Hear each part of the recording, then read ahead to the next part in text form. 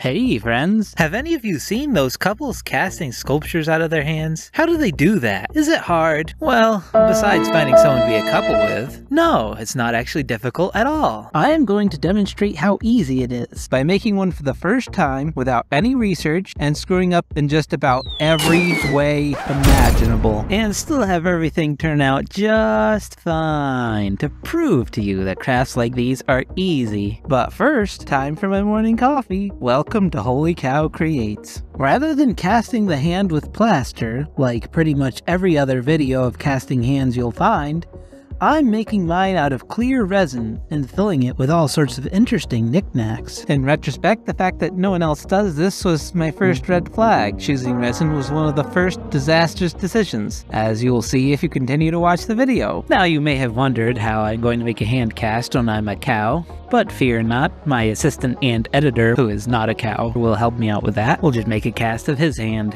The first step here is pretty easy. You just mix the alginate, link in the description, with the right amount of water and mix it up. I didn't know how much I needed, so I was just winging it, adding more until it was enough to get a few inches past my wrist. I also didn't realize how hard it was going to be to mix, so it was pretty clumpy. In the future, I might try using a paint mixing attachment on a drill.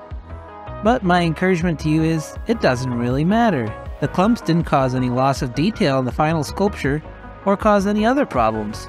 So, to set the scene, I wanted to make a gift for my brother. He's a writer, and a bit of an artist himself. I wanted to make an interesting object he might keep on his desk to muse over when he's having writing block. A really interesting, thought-provoking object where there's a lot to look at, like a Where's Waldo. I was hoping it would also be a little practical, so it wasn't just cluttering up his office space. I thought if I cast my hand in the right position, you could use it to hold things like a little shelf, or hang keys off of one of the fingers. Or maybe you could use it as a ring pop holder, or use it to pick his nose. Alright, so it didn't really end up being practical, okay? So after you've mixed it up, you just gotta chill for a while it hardens. Now is the perfect time for you to subscribe, or premeditate on which of my videos you're gonna watch next, all that good stuff. Help a cow out, why don't you? It costs you nothing, and it makes all the difference in the world for me. After it's hardened, I just carefully wriggled my hand loose. Now I actually had to go back to work, so I didn't pour the resin immediately. This was my second huge mistake. See, what I didn't know is that the alginate mold material everyone uses decays very rapidly, faster than the resin sets. The mold starts to perspire huge quantities of water rather quickly. This isn't a problem for plaster, but for resin, moisture can interfere with the curing process. So much later, you can see I'm mixing up the resin. I have the mold upside down in some paper towels because so much water was pulling up inside the mold that the resin wouldn't be able to get in and solidify. I'm also mixing resin on an unprotected workspace. Never do this. If you check the description, I have a PDF that goes into more detail in working with resin.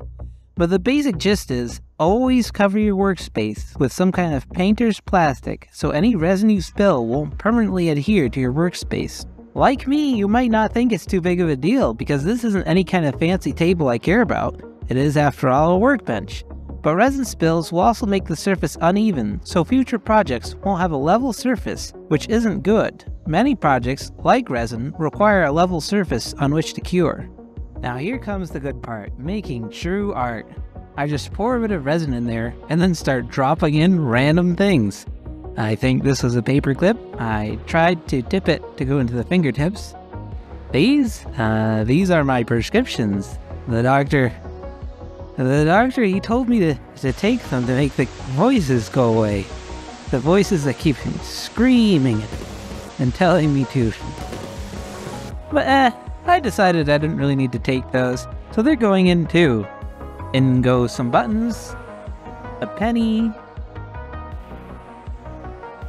some tea, the spoon for the tea, some random electronics, some thumbtacks, a dried daisies. Next I'm putting in my cat. Nah, just kidding. Some marbles. I used to collect marbles as a kid, interesting looking ones. I liked holding them up to the light to see the intricate details and imagining how they were made. You know, I mentioned a ring pop earlier. Now I'm kind of wishing I had made the cast while wearing a ring pop so it was part of the sculpt. Hey, if anyone's looking for free craft ideas, you could try putting a ring pop on each finger and making a Thanos hand sculpt. Though I suppose that would be a bit dated now. That idea would have totally gone viral on YouTube back in the day. Time for a bit more resin. The electronics, I actually spent a good bit of time breaking off an old Blu-ray player, I believe. Of course, a toy shoulder man, and of course his medieval counterpart. Another marble or two, some resin. It was hard for me to visualize the end result, just throwing things into the void.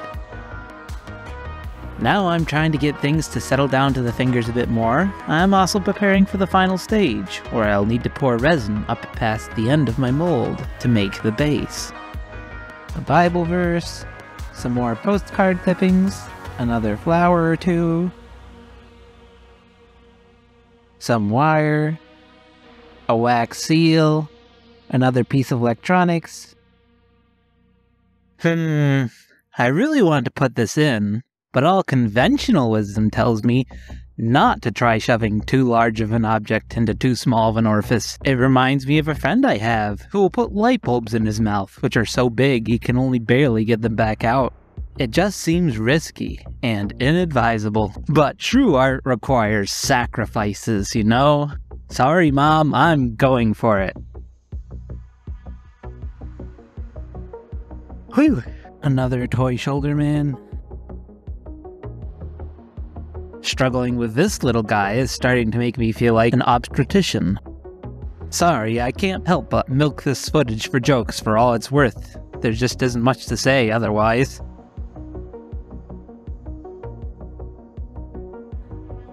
Now I'm cleaning past the edge of the mold because I need to pour past the top for the base that everything will stand on. You know, I'd be interested in how many of these things you can actually spot in the final sculpture at the end. A lot of this is just more of what I've already put in. Postcard clippings, marbles, paper clips, some sparkles. You know, I don't even remember some of these things. Anyway, now I'm sealing the edge with hot wax, because the mold is peeling away from the edge as it decays. I need to seal that gap, so resin doesn't go down there when I complete the pour. The hot wax wasn't working super great because it wasn't sticking to the plastic bucket I used for a mold, so I had to switch to hot glue to finish filling in the cracks.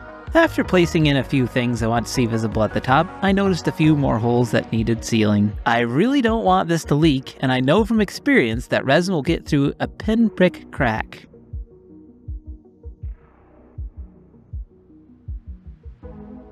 With all the resin poured, it's back to making art. Here I'm putting some pigment powder dyes in. Actually, I kind of regret this, as it turned out looking kind of messy instead of artistic. But you live and learn.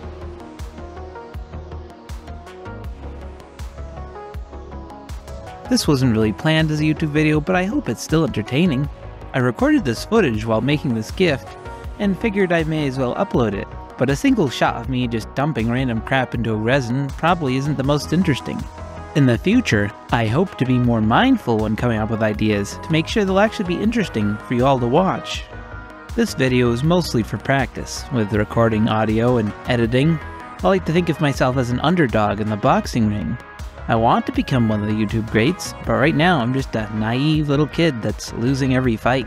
But I hope you'll still cheer for me each match and support me by subscribing and watching new videos, giving them a like, and definitely let me know if you have any feedback on how to improve the videos so I can get better each time. Then maybe, someday in the future, when I make it big, you can be proud that you were part of my journey. A quick jump ahead in time and the resin is cured, but little air pockets are formed and the pigment powder floating on top is shedding off. So I'm going to pour another layer to fix these problems.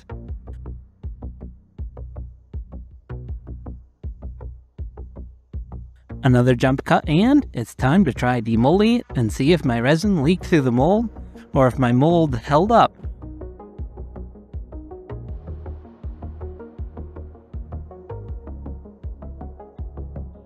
Ooh, this is so satisfying. It's like a Where's Waldo or an I Spy in 3 dimensions. And it looks amazing. I mean, It kind of looks like a pile of trash in the shape of a hand. But hey, if the dude and the Iron Giant made art out of trash, so can I. There are two kinds of metal in this yard, scrap and art. If you gotta eat one of them, eat the scrap.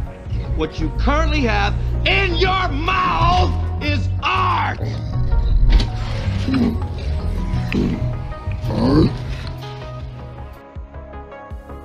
I'm just cleaning up the mold a bit. There are some gummy holes in the fingers especially, that at first I attributed to the mold failing, or areas where it filled with water. Later I realized they were my partially dissolved prescription pills, which I definitely don't need.